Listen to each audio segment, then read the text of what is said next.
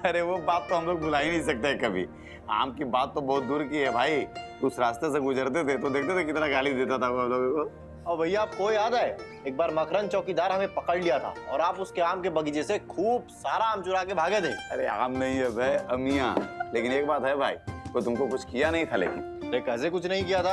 अरे कितना गाली दिया था यार हमको, और हमारा मन तो ऐसा कर रहा था ना विजय भैया की पत्थर उठा के सर फाड़ डाले उसका। अरे यार तुम छोटी छोटी बातों पे इतना उतावला क्यों हो जाते हो भाई? सर फोड़ देते, नाक तोड़ देते, कान फोड़ देते, ये सब क्या मतलब है? शोभा देता है? तो कोई हमें खामखा गाली देगा तो हम सुनते रहेगा?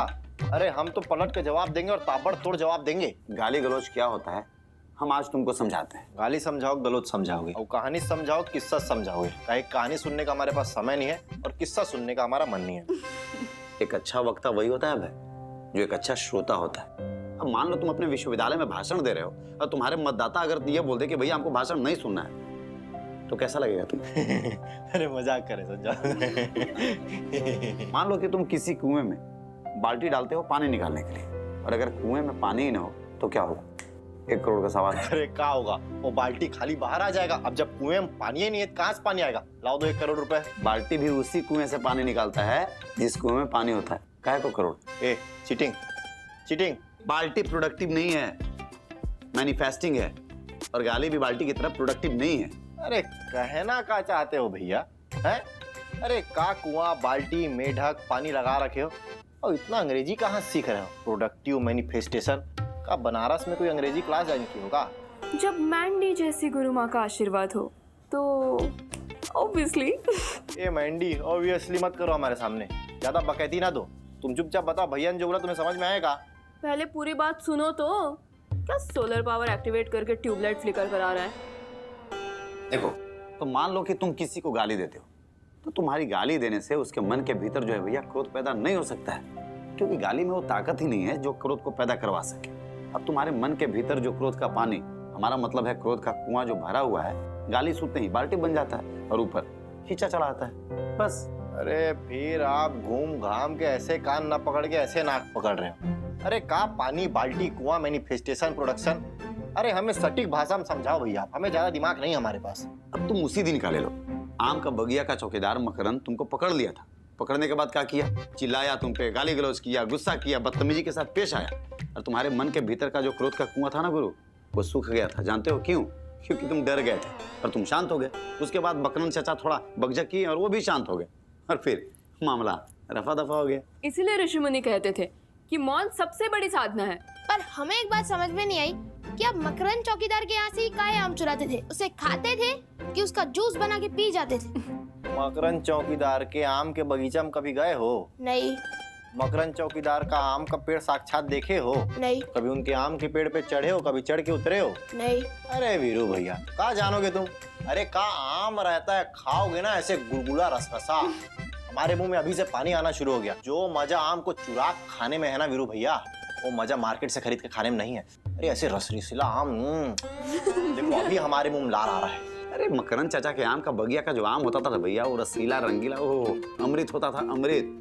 लाल लाल पीला पीला। अरे हम पिछले साल गए थे ना गाँव, मकरंद चाचा मिले, बेचारे बूढ़े हो गए यार। उनके लिए हम काशी से भैया बढ़िया वाला मिठाई ले गए थे। कौन सा मिठाई ले गए थे? काजू बर्फी, अंजीर कतरी? अरे बनारस का सबसे फेमस मिठाई भाई, पेड़ा ले गए थे। बहुत खुश हो गया वो देख के, और तुम लोगों के बारे में पूछ भी रहा था। पापा घड़ी भी हमसे पूछ रही है, आनापान करना है, आम की कहानियों में खो जाना है। अरे यार हम लोग तो भूल गए थे बेटा। चलो चलो चलो सब लोग आनापान शुरू करो भैया, जल्दी जल्दी अपना फोन को एरोप्लेन में डालो भैया। दैट्स एयरप्लेन मोड जीजू। मैंडी कितना बार हम तुमको बोले हैं भाई कि हमारा हाथ तंग है अंग्रेजी में, तुम समझती नहीं हो, टोक देती हो हमेशा। अरे मैनिफेस्टिंग और प्रोडक्टिव तो बहुत शानदार बोलते हो, एयरप्लेन में काहे फंसते हो भैया? अरे वो साक्षी जी होती हैं तो एयरप्लेन मोड ही निकलता है भाई, समझते क्या नहीं। अच्छा चलो चलो टाइम पास मत करो, शुरू करो।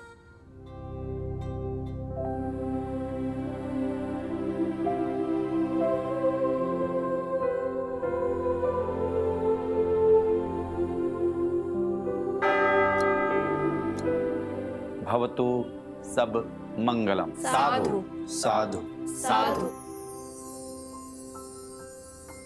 हाँ, तो आप सब बताइए कि आप सबका आज का दिन कैसा गया? पापा सबसे पहले हम बताएं क्या? हाँ बिल्कुल बताओ वीरू।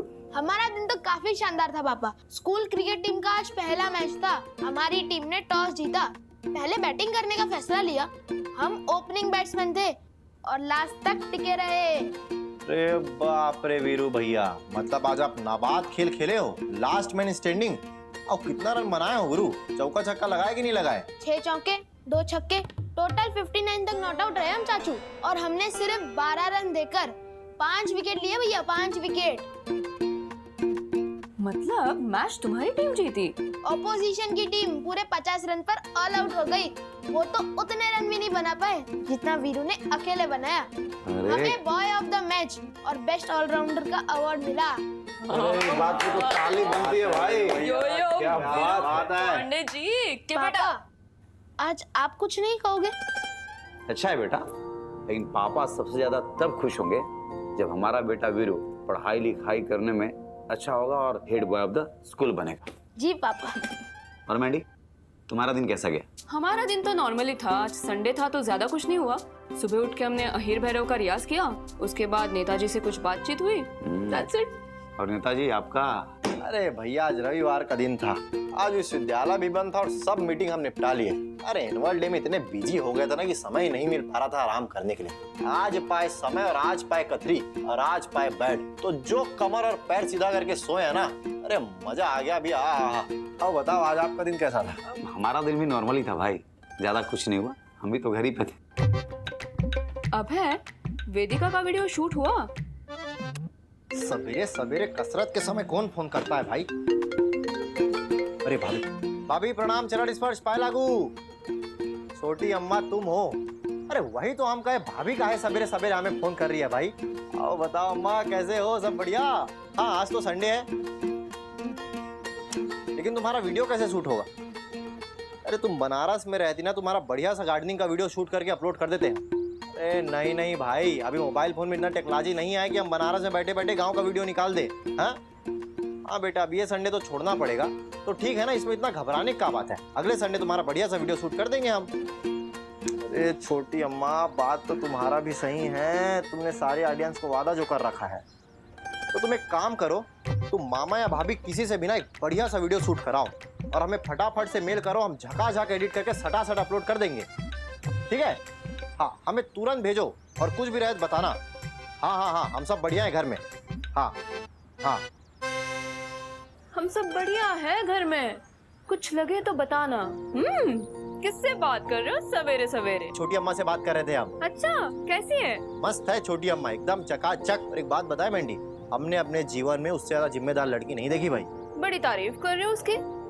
ऐसा क्या किया छोटी अम्मा ने? अरे लास्ट संडे हमने उसका गार्डनिंग का वीडियो शूट किया था, तो नानी अम्मा ने अपने सारे ऑडियंस से वादा किया है कि हर संडे वो गार्डनिंग का वीडियो अपलोड करेगी। अब वो नानी घर में है तो बेचारी वीडियो अपलोड नहीं कर पा रही, इसीलिए बहुत परेशान है। हाँ हाँ, वेदी का वीडियो तो शूट हो गया है, लेकिन वेदी ने अपने मामी से वीडियो शूट कराया था, तो इतना खराब लाइटिंग और फ्रेमिंग है ना कि हम उसे अपलोड नहीं कर सकते। एक बार वेदी आ जाएगी ना घर तो फिर से रीशूट करके अपलोड कर देंगे। तुम ना वेदी के 2-3 वीडियोस एक ही दिन पे शूट किया करो, ताकि संडे आने तक तुम्हारे पास वीडियोस बने रहे। अरे का झकास आइडिया दियो मैंडी भैया। अब हम का करेंगे ना, वेदिया आएगी ना तो इकट्ठे 3-4 वीडियो शूट करके एक साथ रख लेंगे। और ऑडियंस का रिस्पांस इतना अच्छा है भैया कि हमें डेली वीडियो डालना पड़ेगा उसे गार्डनिंग का। अरे भैया, ऑडियंस से हमको याद आया, जी टीवी के ऑडियंस का तो भैया मेल, मैसेज और व्हाट्सएप पढ़ना है ना। चलिए बढ़िया। तो जी टीवी के हमारे प्यारे दर्शकों, प्यार से भरा संसार हमारा परिवार की तरफ से आप सभी को प्यार भरा नमस्कार। नमस्ते। तो देखते हैं सबसे पहले वो कौन दर्शक हैं जिन्होंने हमारा परिवार को मेल भेजा है। तो आज जो है पहला जो हमें मेल भेजा है वो है नोएडा उत्तर प्रदेश से डॉक्टर निहाल मेहरोत्रा साहब। डॉक्टर साहब नमस्कार। जय हो। डॉक्टर मेहरोत्रा जी, आपने लिखा है कि आप जी टीवी में डॉक्टरों की चुनौतीपूर्ण जिंदगी पर एक शो देखना चाहते हैं और आपका मानना है कि एक डॉक्टर अपनी दुख तकलीफ भूल के अपने मरीज का दुख दूर करने के लिए मुस्कुराता है। सबसे पहले तो बहुत बहुत शुक्रिया डॉक्टर साहब, आपने इतना बढ़िया सुझाव भेजा। हम जानते हैं डॉक्टरों की ड्यूटी में पर्सनल इमोशन की कोई जगह नहीं होती। रात हो, दिन हो, सुबह हो, शाम हो, दोपहर हो, कभी भी मरीजों का फोन आता है और आप लोगों को भागना पड़ता है। घर परिवार, रिश्ते रिश्तेदार, तर त्योहार, सब कुछ आप लोगों को भूलना पड़ता है। इसीलिए तो आप लोगों को धरती का दूसरा भगवान कहा जाता है। और हम आपसे वादा करते हैं डॉक्टर साहब, हम आपका ये सुझाव सिर्फ जी टीवी की रिसर्च टीम को भेजेंगे ही नहीं, बल्कि हमारी कोशिश रहेगी कि जी टीवी की रिसर्च टीम इस पे कोई शीघ्र निर्णय ले, वो भी पॉजिटिव। तो चलिए दूसरा। अगला ईमेल हम पढ़े। अरे बिल्कुल वीरू, आज तो बनता है भाई कमाल के चौके परफॉर्मेंस दिए हो। छक्के सब मारे इन्होंने आज। आज पढ़ो, तो पढ़ो, पढ़ो, नवाज बढ़िया से खेले हो, पढ़ो वीरू भैया आज। अगला ईमेल हमें भेजा है सोलापुर महाराष्ट्र से मोहम्मद जिशान, मोहम्मद कयूम, मोहम्मद शान और मोहम्मद अकरम जी ने। मोहम्मद जी सामूहिक लेटर है तो। आप सभी ने लिखा है, हम सभी बहुत अरसे से जी टीवी के सारे प्रोग्राम देखते आ रहे हैं। हमें जी टीवी बेहद पसंद है। रब से है दुआ, हम सभी का सबसे पसंदीदा प्रोग्राम है। हम सभी को इबादत का किरदार बेहद पसंद है। सबसे पहले आप सभी दर्शकों को दिल से बहुत बहुत शुक्रिया। आप जैसे दर्शकों के बदौलत ही जी टीवी इस देश को एक से बढ़िया एक शोज दिखाता रहा है। आप इसी तरह से हमें अपना सुझाव भेजते रहिए, क्योंकि हम और आप मिलकर तभी तो बना पाएंगे जी टीवी को इस देश का सबसे सफल चैनल। क्या भाई सही कह रहे हैं ना? सही बात, एकदम 100%। ये लीजिए, आप अगला मेल पढ़िए। Thank you. तो अगला ईमेल हमें भेजा है नगरोटा हिमाचल प्रदेश से श्री राकेश जग्गी ने। राकेश आपने लिखा है, जय माता दी, मुझे हमारा परिवार कार्यक्रम बहुत ज्यादा पसंद है। हम और हमारे पूरे परिवार ने अब तक इसका एक भी एपिसोड मिस नहीं किया है। क्या बात है भाई। Thank you. हमारा परिवार देखने के बाद हम भी अपने परिवार को हमारा परिवार जैसा बनाने की कोशिश कर रहे हैं। हमें हमारा परिवार के सभी सदस्यों की पॉजिटिविटी बहुत ज्यादा पसंद है। अच्छा, जय माता दी राकेश जी, आपको बहुत बहुत धन्यवाद। आप हमारा परिवार के साथ साथ जी टीवी भी देखते रहिए और भेजते रहिए अपने सुझाव और शिकायतें। और बात रही हमारा परिवार की, तो हमारा परिवार ये सोचता है कि परिवार की बुनियाद अगर सच्चाई पे टिकी हो तो परिवार में पॉजिटिविटी बनी ही रहती है। धन्यवाद, बहुत बहुत शुक्रिया। तो अब समय आ गया है ईमेल्स, मैसेजेस और व्हाट्सएप से विराम लेने का। आप जुड़े रहिए जी टीवी से और हमारा परिवार के साथ। प्यार से भरा संसार दिखाएगा हमारा परिवार। और चाचू क्या कर रहे हो? रीले वीले देख रहे हो? और कोई काम धंधा नहीं है आपके पास? हैं? अरे बेटा चुपचाप अपना काम करो और ज्यादा बड़ो काम में ना टांग ना लड़ाओ। और कहाँ जा रहे हो हम बल्ला लेके? तेल पिलाएंगे, कट अच्छा लगता है। तेल पिलाओगे? हम पिलाएं तुमको तेल? और कब है तुम्हारा स्कूल में अगला मैच? नेक्स्ट सैटरडे संडे हमारे 2 मैच है चाचू। हाँ तो बेटा इस शनिवार रविवार ना चाचू आ रहे तुम्हारा परफॉर्मेंस देखने। आ जाओ।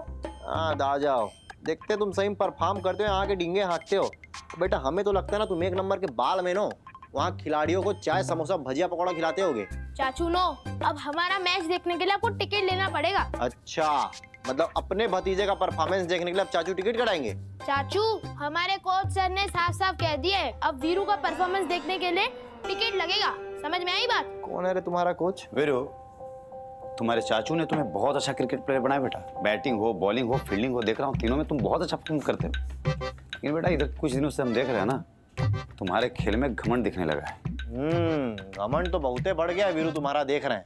रावण को जानते हो? हाँ जानते हैं। बेटा ब्रह्मांड विजेता थे वो, या बड़का बड़का सर थे उनके, लेकिन उनके घमंड ने ना उन्हें ले डूबा।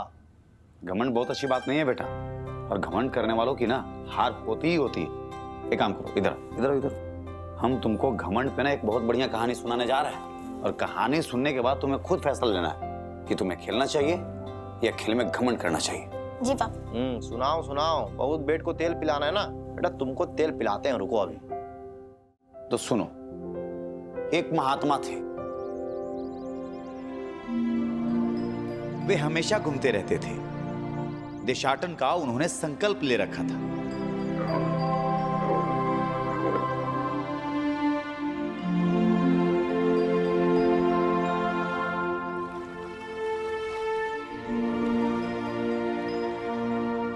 कभी यहां कभी वहां, पर जहां भी जाते लोगों को अच्छे उपदेश देते, अच्छी अच्छी बातें सिखाया करते थे। वे हमेशा कहा करते थे, तुम्हें जो देना है दे दो, मैं नहीं मांगूंगा, और यदि मैंने मांग लिया तो तुम दे नहीं पाओगे। हर जगह के लोग उनके लौट के आने की प्रतीक्षा किया करते थे। एक बार विभिन्न देशों का देशाटन करते हुए महात्मा जी कश्मीर पहुंचे।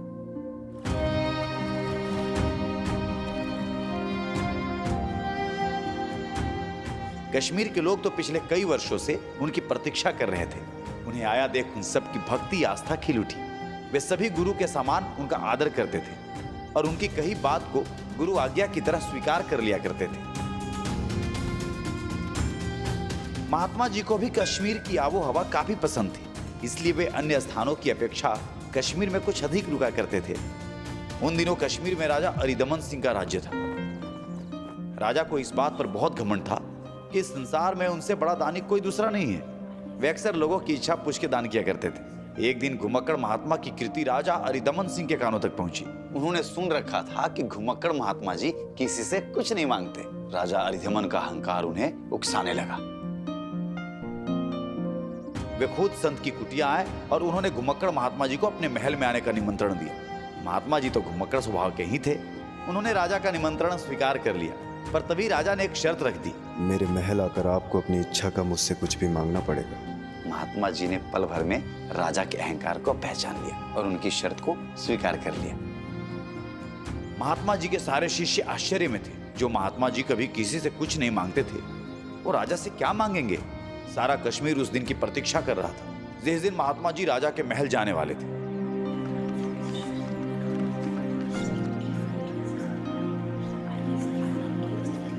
जब महात्मा जी राजा के महल पहुंचे तो राजा ने महात्मा जी की खूब आवा भगत की, 56 भोग से सजी थाली अर्पित की। महात्मा जी बहुत प्रसन्न थे। अब महल से उनकी विदा लेने की बेला आ गई। राजा अरिदमन ने अपनी शर्त याद करवाते हुए महात्मा जी से कुछ भी मांग लेने को कहा। राजन, जो तुम्हें सबसे अधिक प्रिय है उसे ले आओ और मेरे कमंडल में डाल दो।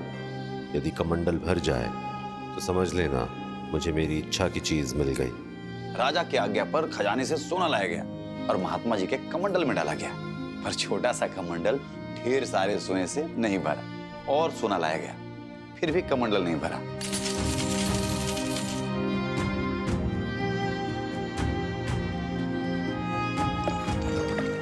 देखते देखते राजा अरिदमन का पूरा खजाना उस छोटे से कमंडल में समा गया, पर कमंडल नहीं भरा। राजा समझ नहीं पा रहा था कि इस घुमक्कड़ संत की क्या माया है।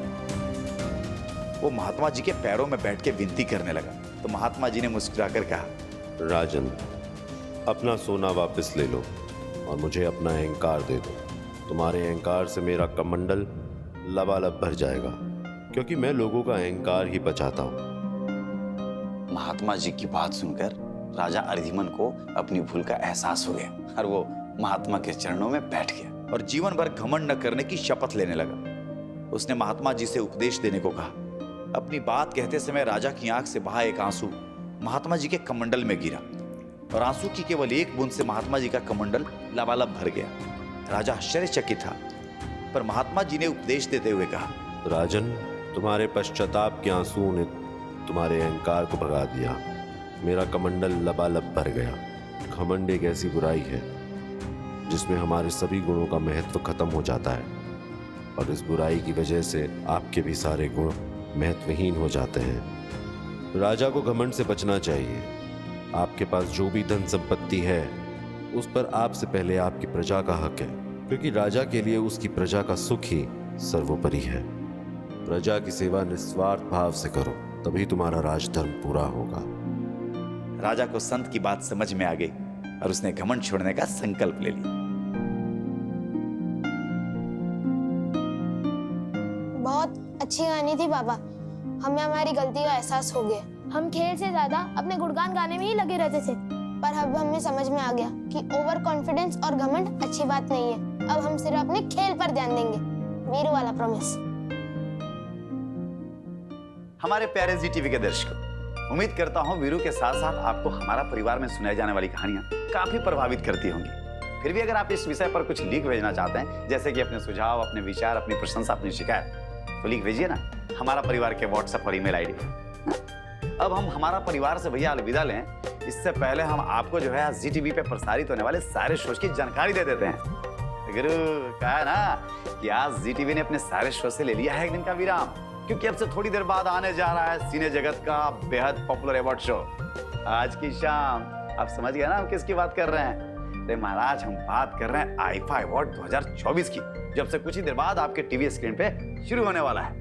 अब एक बात बताइए महाराज, जैसे कि हमारा favourite hero, heroine, villain, writer, director, music actor हैं, आपके भी तो होंगे ना, और आप बेसब्री से इंतजार करते होंगे एक साल से कि भैया इस साल अवार्ड में जो है हमारा हीरो हीरोइन को अवार्ड मिले।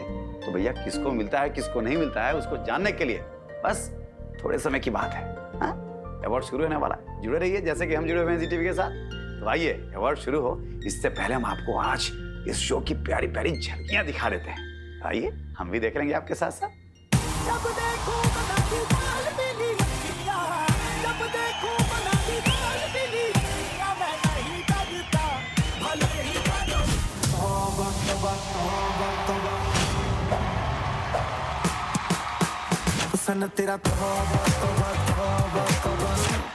महाराज आज जी टीवी को छोड़कर जाने का गुंजाइश ही नहीं बचा है।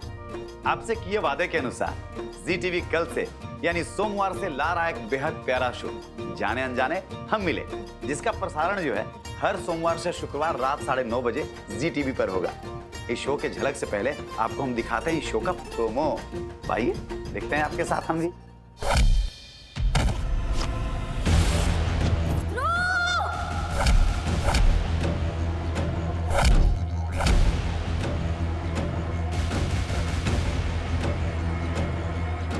क्यों मार रहे हो मेरे भाई को? अपनी जिंदगी की सबसे बड़ी गलती की है इसने।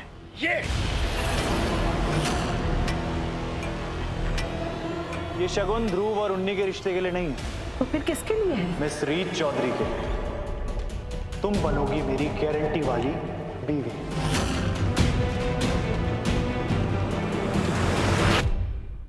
हमारे प्यारे जी टीवी के दर्शकों, उम्मीद करते हैं जी टीवी के अन्य शो की तरह इस शो को भी आप लोग बेहद प्यार देंगे। तो आज के लिए बस इतना ही। हम कल फिर मिलेंगे ठीक इसी समय कुछ प्रेरक कहानी और कुछ कुदरती किस्सों के साथ। तब तक जुड़े रहिए जी टीवी के साथ, क्योंकि प्यार से भरा संसार दिखाएगा हमारा परिवार।